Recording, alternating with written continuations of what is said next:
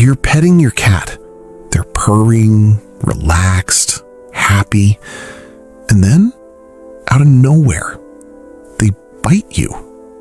Not hard, not playful, just confusing. And you sit there thinking, why did you do that? Here's the part most people never realize. That bite was a message, and you missed what came before it. I remember the first time it happened to me. My cat was curled up beside me on the couch. I was scratching under her chin, her favorite spot. She leaned into my hand, eyes half closed. Pure peace. Then suddenly, she turned and bit my fingers. I pulled away, offended. She walked off like nothing happened. For a long time, I thought she was unpredictable, moody, maybe even a little mean. But I was wrong. I wasn't reading her. And once I learned what that bite really meant, I started noticing the signs before it ever happened again. Here's the thing. Cats don't bite randomly. They don't wake up and decide, today I'm going to confuse my human. A bite is almost always the last step in a chain of signals. Signals that are quiet, subtle, easy to miss. Because to us, they look like a cat enjoying attention. But to them, it feels like, please stop, please stop, please stop, until they have no other way to say it. So they use their teeth. 1. When petting turns into overload. This is the most common reason. You're petting your cat. They seem calm, maybe even purring. But what you don't see is the buildup. A tiny twitch at the tip of the tail. Ears shifting slightly backward. Their body getting just a little stiff under your hand. You think they're relaxed. They're actually getting overwhelmed.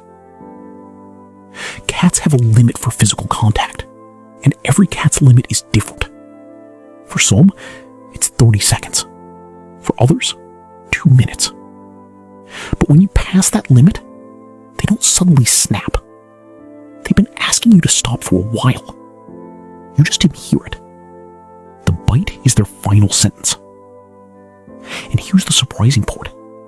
If you stop petting before they reach that point, they trust you more.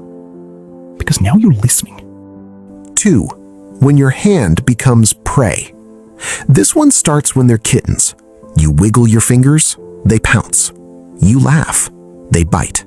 You pull away. It feels like cute play. But in their brain, something important is happening. They're learning that hands are toys, that skin moves like prey. And every time you yank your hand back quickly, it triggers their chase instinct even more.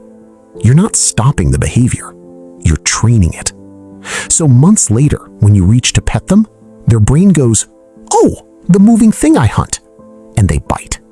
Not because they're angry, because they're doing exactly what they learned. The fix is simple, but it takes consistency. Hands are never toys, ever. Use a wand, a feather, something that keeps distance between you and their teeth. And if they grab your hand, don't pull away fast. Freeze. A prey that doesn't move stops being interesting. 3. The bite that comes from pain.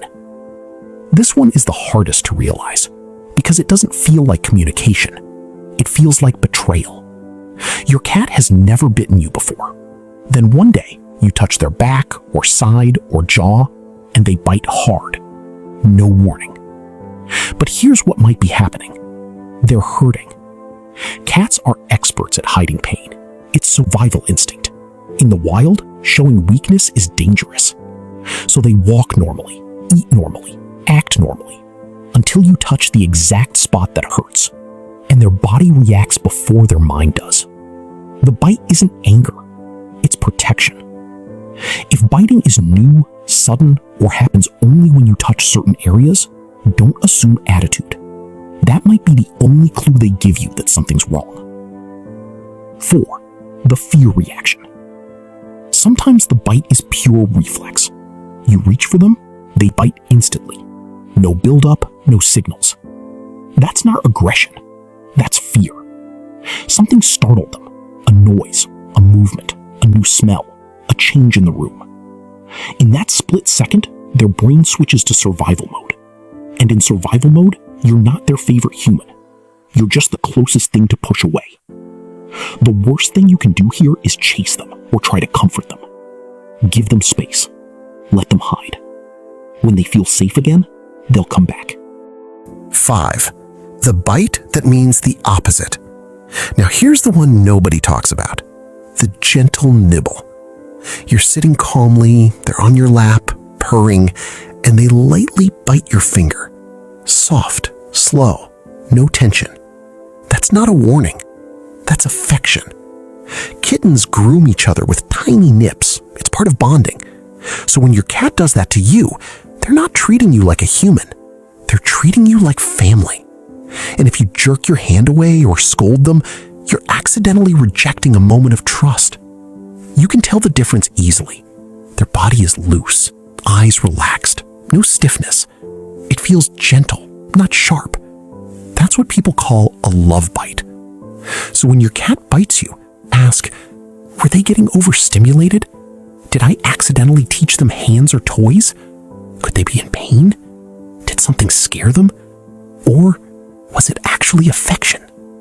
Because once you start asking these questions, the bites stop feeling random.